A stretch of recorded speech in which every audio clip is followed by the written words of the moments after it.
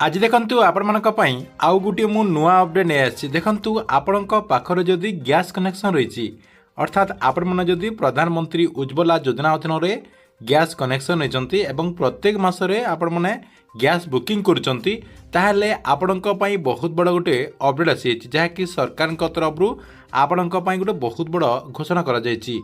कहा जाउछि जे आपण माननकु आगो को गैस सब्सिडी ता सहित आपणकर गैस बुकिंग करबा पई जे माने चाहउचंती सेमानको जा कि अगस्त 16 तारिख भितरे एही सब काम करबा पई पड़िबो नहले आपण माने आउ आगो को गैस बुकिंग करि परिबे नाही कि आपण माननकु आउ गैस रो जो सब्सिडी टंका मिलुची सेही सब्सिडी टंका मध्य मिलिबो नाही। तेबे आपण माननकु अगस्त 16 तारिख भितरे कौन सब करबा पई पड़िबो जहा द्वारा आपण माने ठीक ठाक रे गैस बुकिंग करि परिबे एवं आपण मानकु ठीक रे जाके आगरो जेमिति सब्सिडी टंका मिलुतिला से सब्सिडी टंका मिलिबो से नै कोन अपडेट होईची आपण माने एई वीडियो माध्यम रे पूरा डिटेल जानि परिबे जहा कि आपणको मो एई वीडियो माध्यम रे से नै पूरा इन्फॉर्मेशन टी जणाई देबी। सेति पई वीडियो टी को बिना स्किप करिकि शेष पर्यंत देखंतु। ता पूर्वरु वीडियो को गुटे लाइक कर दियंतु एवं जो माने चैनल टी को एजाय सब्सक्राइब करनांती चैनल टी को सब्सक्राइब कर दियंतु। देखंतु से नै अपडेट मध्य आसी अछि जहा कि आपण माने एठी स्क्रीन माध्यम रे देखि पारथिबे एलपीजी उपभोक्तांक पई गुरुत्वपूर्ण सूचना। जदि आपण एलपीजी सिलिंडर रो व्यवहार करूचंती आपणकर पंजीकृत मोबाइल नंबर रे एक मेसेज पाइथिबे जो थरे आपणको आपणकर ई कैसी पूर्ण करबा पई कुहा जायथिबो। तैल विपणन कंपनी गुड़िक द्वारा पठा जायथिबा एई एसएमएस एलपीजी व्यवहारकारी को यथाशीघ्र करे नेबा पई जहाँकि परामर्श दिया जायछि।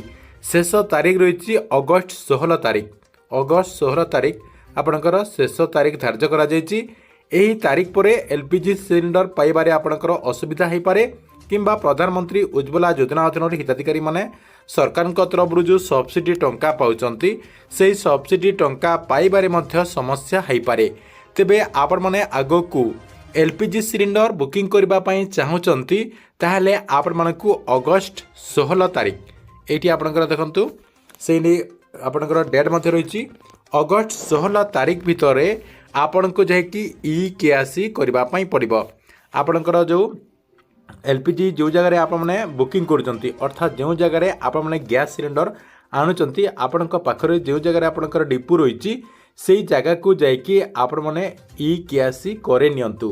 आपण मैंने जदि ई केआसी न करेंगे ताहले आगो को हैरान रे पड़े आपण मैंने गैस बुकिंग करें ना एवं प्रधानमंत्री उज्ज्वला योजना अधीन हिताधिकारी को जो सब्सिडी टंका दि जाऊँगी से सब्सिडी टंका आपण माने आउ आगो को पाई पारिबे नै। सेति पई अगस्त 16 तारीख भितरे एही सब कामटी को सारी दियंतु।